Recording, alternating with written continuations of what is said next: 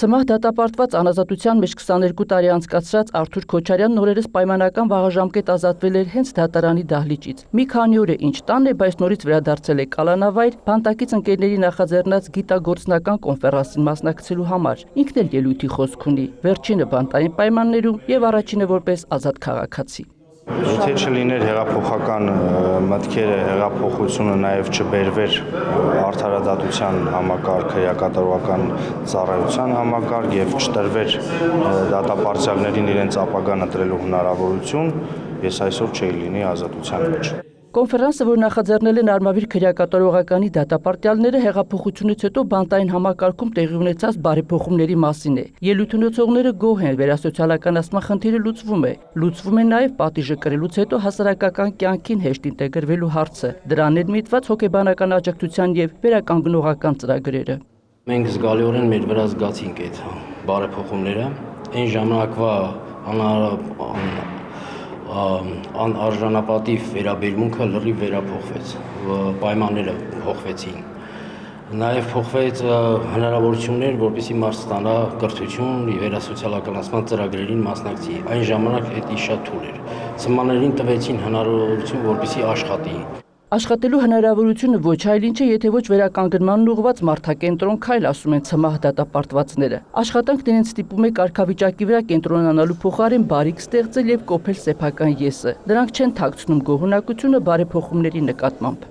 Ամենակարևոր գնահատականը բոլոր խոսքերից, որոնք հնչեցին, այն է, որ ասվեց, որ սկսել է գործել օրենքը։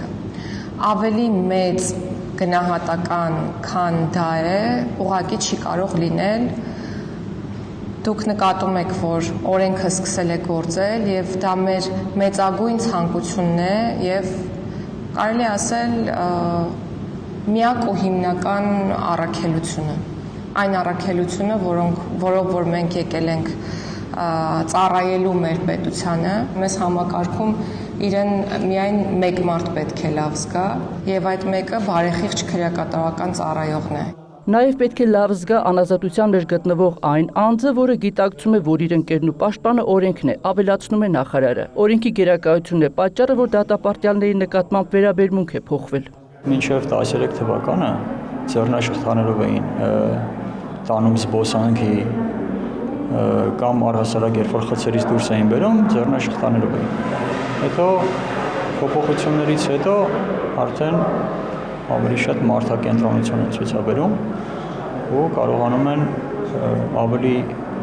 լավ վերաբերվել մեզ։ Այսինքն պետությունը մեզ հիմա չի տարանջատում ցմահ դատապարտյալ կամ ինչ, մեզ դիտարկում է ավելի շատ որպես դատապարտյալ ընդհանրապես։ Որպեսզի հարազատների հետ կապը չընդհատվի, տեսակցություններն ու տեսազանգերն ավելացել են, փոխվել է դատապարտյալների հագուստի գույնը, սևը փոխարինվել է մոխրագույնով, համ ու հոտ են ստացել նաև կերակուրները։ Կարելի ասել, չգիտեմ, ռեստորանային մակարդակի սնունդ են տալիս։ Արմավիր քրեակատարողականում նաև որակյալ բուժծառայություն է մատուցվում, տեխնիկապես զինվել եւ կահավորվել է հիվանդանոցը, խցերը նորոգվել են, ապահովել մշտական ջրով, բայց ամենակարևորը կրթությունն է, որը կալանավայր մուտք գործեց 2019 թվականի կրթության մասին օրենքի փոփոխումից հետո։ Սոցիոլոգի մասնագիտությունը ընտրած Կարենը հույսը չի կորցնում։ Մի օր էլ ինքը դուրս կգա բանտից եւ կզբաղվի իր սիրելի գործով։ Իսկ հոգեբանություն ուսումնասիրող Արթուրն աշխատանքի փնտրտուքով կզբաղվի ազատության շունչը փոքր-ինչ վայելելուց հետո։ Գիտակցում եմ նաև, որ այս հնարավորությունը ինձ ոչ թե ազատություն է, այլ ավելի մեծ պատասխանատվություն լինել Հայաստանի Հանրապետության քաղաքացի, ով գիտակցում է իր պատասխանատվությունը եւ իր դերը հասարակության մեջ։ Իրականացող բարեփոխումների արդյունքում 20 ցմահ դատապարտյալ ազատվել է լրիվ կամ վաղաժամկետ։ Որոշներն էլ տեղափոխվել են պատիժը կրելու ցածր անվտանգային գոտի։ Հայկուշ Ասլանյան, Հայկ Պետրոսյան, լուրեր։